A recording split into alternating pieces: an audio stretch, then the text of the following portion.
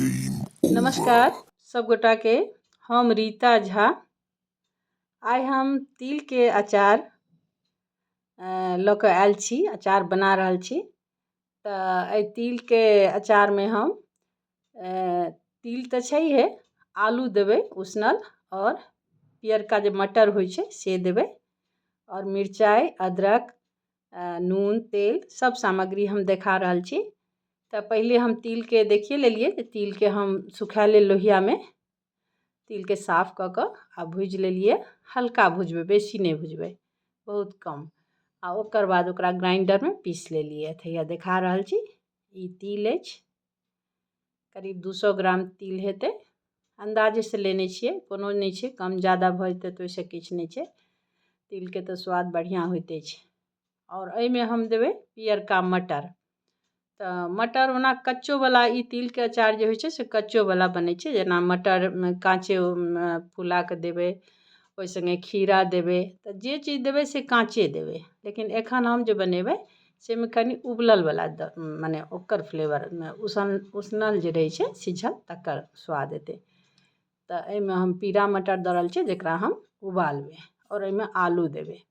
तऽ आलूओके उबालबै। तऽ आलू और ई दुनू मटरके फुला लेलिए पहिले बढ़िआँसँ, और ओकर बाद आलू और मटरके कुकर में नहीं हम उबालबै, किएकि कुकर में ढहि जेतै, बेसी सिझ जेतै।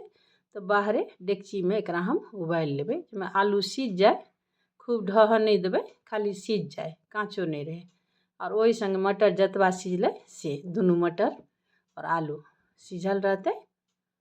और तिल तऽ भइए गेलै, तिल के भूज लेलिए और कुटि लेलिए, और मटर आलू के उसनि लेबै। आ एहि संगे हम मिलेबै हरियर मिरचाइ अपन स्वाद के हिसाब से।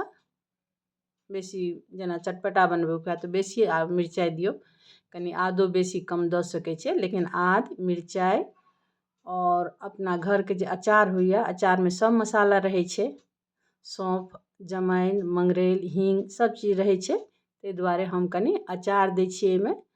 और खटाई के लेल हम नेबो के रस, 4-5 टा नेबो के रस देबै।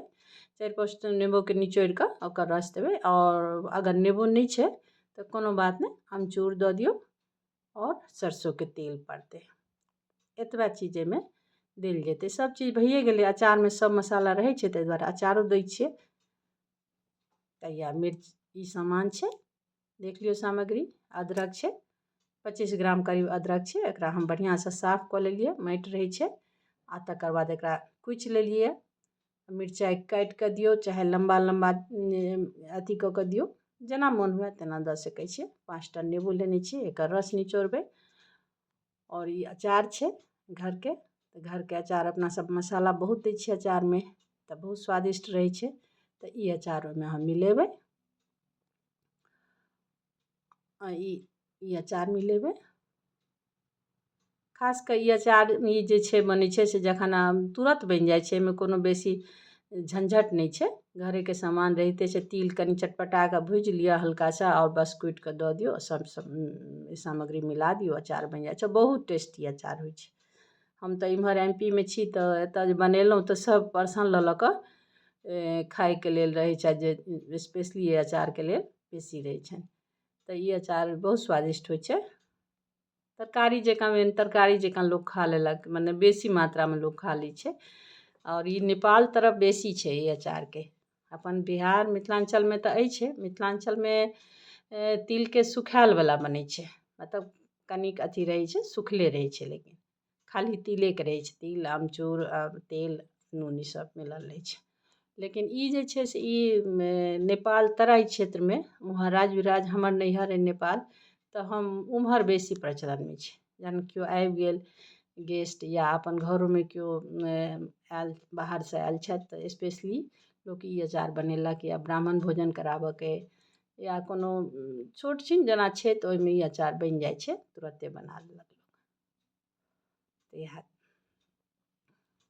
ई सामग्री सब छै। और ई अचार के बना लिअ तऽ अहाँ 10 दिन, किएकि उबलल आलू रहै छै तऽ बहुत दिन तऽ नहीं राखि सकै छी। लेकिन हाँ 10 दिन 12 दिन तऽ ई फ्रिज में रहि जेतै, बाहर नहीं राखऽके छै। आब देखियौ, ई हम एकरा बाहरे उबालने छियै, मतलब डेगचीमे उसैन लेलियै। ताहि दुआरे कि अंदर कुकरमे नहि पता चलै छै, कखनो के बेसी दहि गेल तऽ ढहयके नहि छै, कड़े रहयके चाही, कनि पाकि जाय बस। आब एहिमे हम ई तिल जे कुटलाहा छै से धऽ देलियै। तिल कम ज़्यादा होय तऽ कोनो बात नहि, तिलके अचार तऽ ओहिनो बनिते छै, नहियो किछु रहै छै तऽ खालिए तिलके बनै छै, ताहि दुआरे तिल तऽ टेस्टके लेल बढ़िआँ छैहे। एहिमे अचार हम दऽ रहल छियै, आगू पाछू जेना दियौ, जतबा सामग्री छै से मिला दियौ। एहिमे मिरचाइ आदके कसि कऽ रखने छलियै, मिरचाइके काटि कऽ रखने रहियै। नून खाली जे छै, किएकि अचारमे देल रहै छै नून, तऽ अचारमे तेज रहै छै नून, तऽ नून कनि एहिमे कम दियौ, किएकि एक आध बेर हमरासँ भेल अइ जे तेजे भऽ गेल।